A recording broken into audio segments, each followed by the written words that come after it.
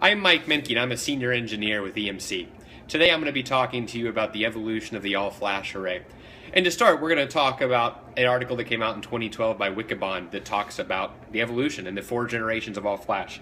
But what better way to tell you about something I love than while doing something I love? So today we're here in my workshop, and I'm going to tell you about all-flash while at the same time I try to cut a beautiful hand-cut dovetail, similar to the ones you see right here.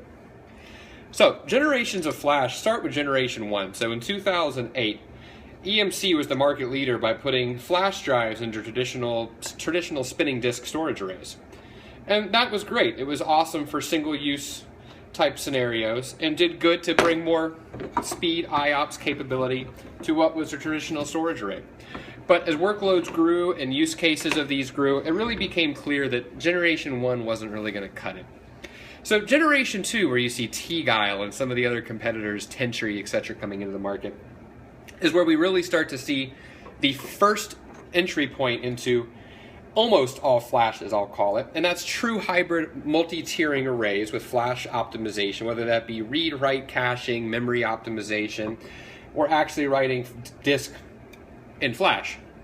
And we kind of call this the generation of insignificance, because the reality is it's taking what we've done in traditional arrays, what was generation 1, and kind of putting lipstick on it. It didn't really have a lot to offer, but some marginal improvements at best.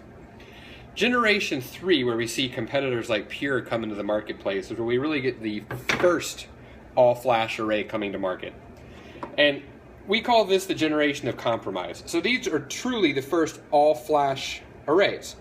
They're optimized somewhat, but they're still based off of legacy architectures. They're active-passive scale-up architectures.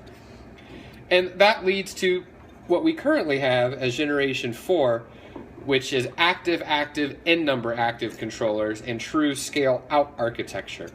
The real problem with flash is the flash drive has always been more capable than what Moore's Law has given us to date from a compute perspective.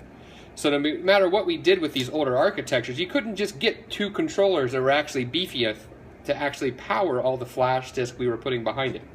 So generation 4 is really the first true all-flash array, if you will. And what we have to realize is there's only 2 players today in the generation 4 flash market.